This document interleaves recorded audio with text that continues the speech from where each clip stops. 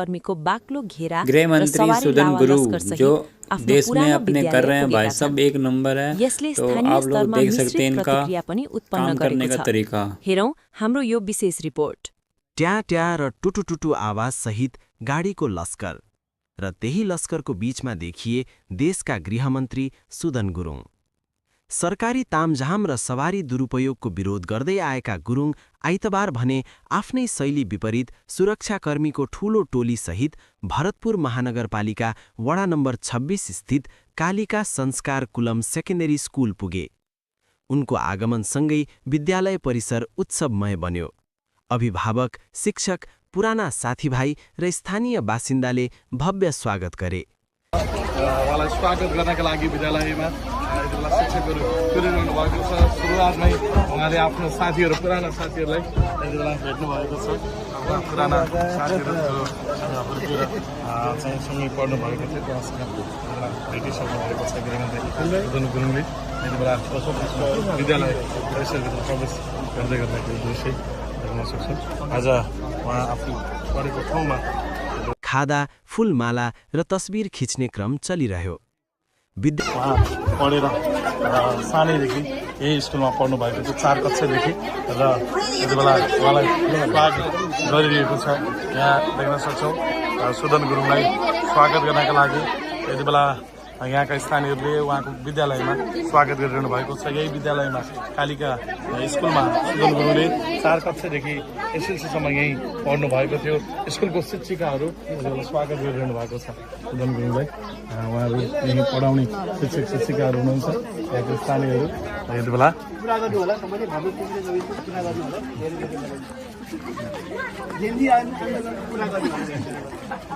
स्वागत भइरहेको छ। यहाँको विद्यालयको शिक्षक शिक्षिकाहरूदेखि यहाँका उहाँको आफन्तहरू सबैले स्वागत गरिरहनु भएको छ। यति बेला देख्न सक्छौँ सुदन गुरुङलाई। सुदन गुरुङ यही विद्यालयमा पढ्नु भएको थियो, उहाँलाई स्वागत गरिएको छ। यहाँ देख्न सक्छौँ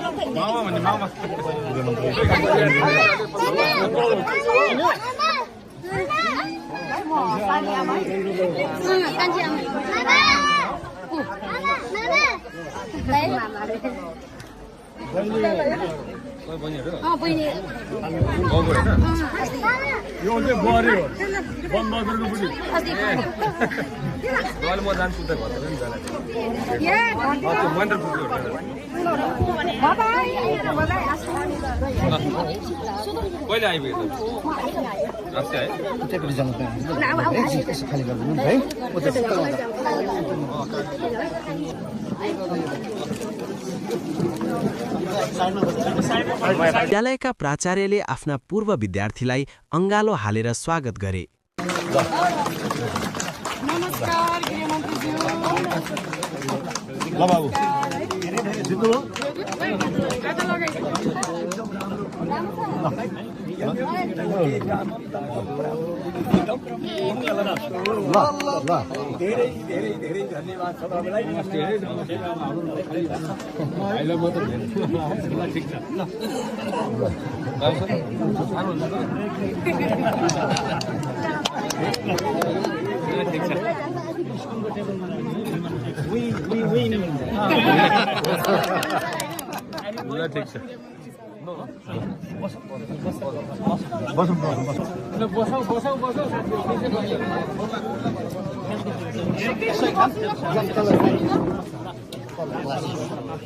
गाउँभरि नै गृहमन्त्री आउने खबर फैलिँदा विद्यालयमा भिड नै लागेको थियो। हाम्रो गृहमन्त्रीज्यू आउँदै हुनुहुन्छ, सुदन गुरुङ। आमा हजुर, को आउँदै हुनुहुन्छ? सुदन बाबु हाम्रो जला रजर भर्दै थियौँ, उहाँको मान्छे आउँदै बाबु।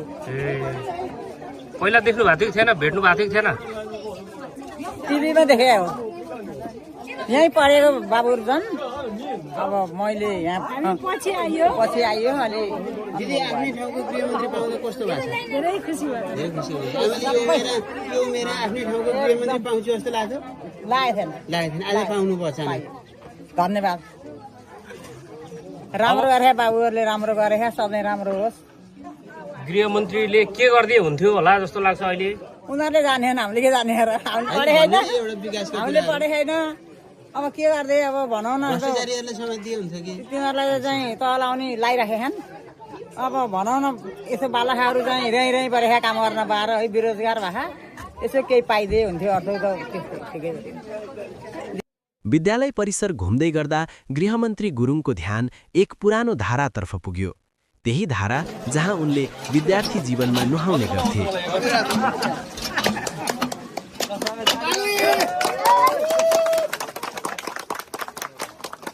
धाराको पानी चलाउँदै उनले विगत सम्झिए, साधारण जीवनका ती दिनहरू जुन आज पनि स्मृतिमा ताजा छन्।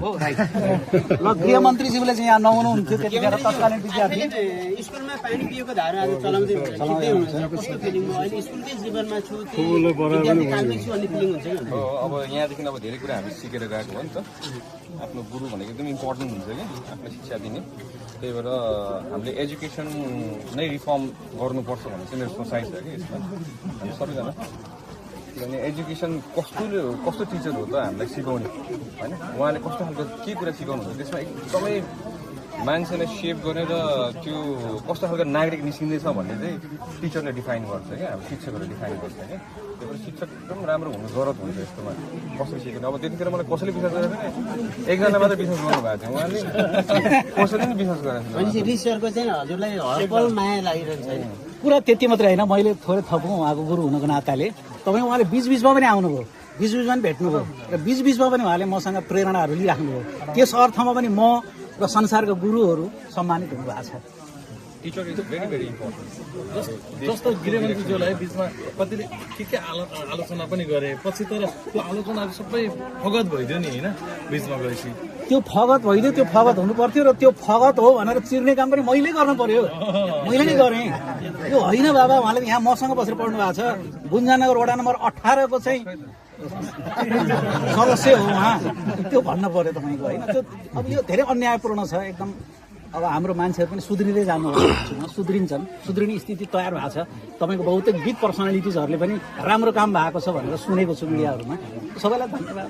प्राचार्यका अनुसार विद्यालयबाट धेरै विद्यार्थी विभिन्न क्षेत्रमा पुगे पनि सबैले विद्यालय र गुरुहरूको अवस्थाबारे चासो राख्दैनन्। तर सुदन गुरुङ भने गृहमन्त्री नहुँदै पनि बेला बेला विद्यालय आउने गरेको उनी बताउँछन्।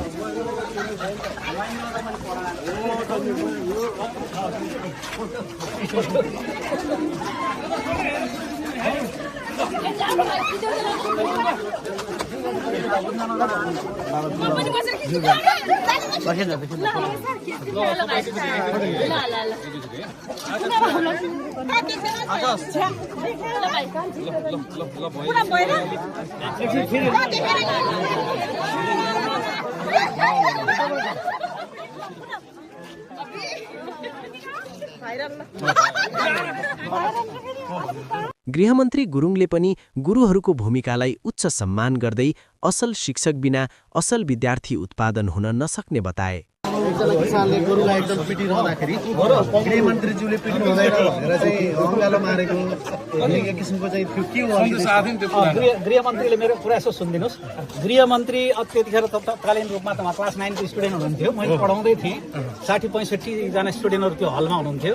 त्यो हल चाहिँ अहिले भत्कियो, त्यहाँ चाहिँ अर्को ठुलै हल बनाइयो। अनि त्यहाँ पढ्दै गर्दाखेरि उहाँ चाहिँ 81 निक्लेर जानुभयो। त्यहाँ बाहिर तपाईँको हलो जोतिराख्नु भएको थियो, क्लास चलिराखेको बेलामा। अनि त्यहाँ चाहिँ राँगा जोत्नु भएको थियो उहाँले।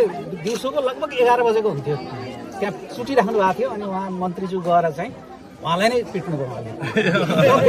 बिहान तपाईँको संयोग के भयो भने बिहान उहाँ आउनुभयो कि फेरि म कहाँ कसरी आइपुग्नु भएको नि मैले भिडियो पोस्ट गरेको छु। गृहमन्त्रीज्यूलाई मेरो त्यो पोस्टमा गरेर हेरिदिनु पनि मैले अनुरोध गरेँ। त्यत्रो कोमल हृदय उहाँको।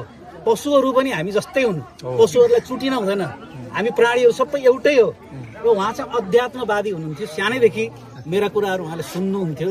र सबैभन्दा आश्चर्यको कुरा के भने उहाँले जतिखेर मेरो नाम लिइराख्नु हो जहाँ पनि संसारभरि गुरुहरूको सम्मान भएको छ। तपाईँ एकदम भावुक हुनुभयो अहिले। म भावुक हुने नै भएँ, किनभने म टिचर हो। उहाँले चाहिँ एउटा जुन खाले सम्मान दिनुपर्ने भयो टिचरलाई, मलाई मात्रै मैले भनिनँ, सम्पूर्ण टिचरहरूको सम्मान भएको छ। सर यसरी आफैले पढाए विद्यार्थी गृहमन्त्री होला अनि कहिले सोच्नु भएको थियो रहेछ?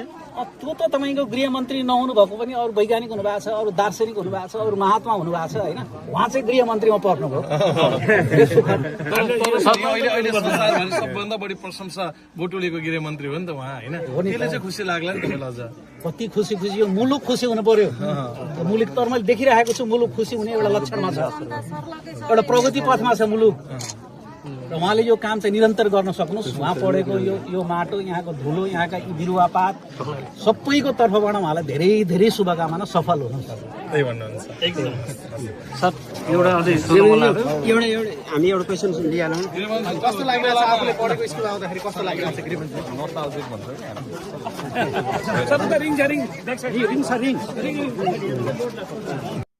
आफू पढेको विद्यालय पुगेर त्यहाँको अवस्था बुझ्नु निश्चय नै सकारात्मक पक्ष हो। तर एउटा सामान्य विद्यालय भ्रमणका लागि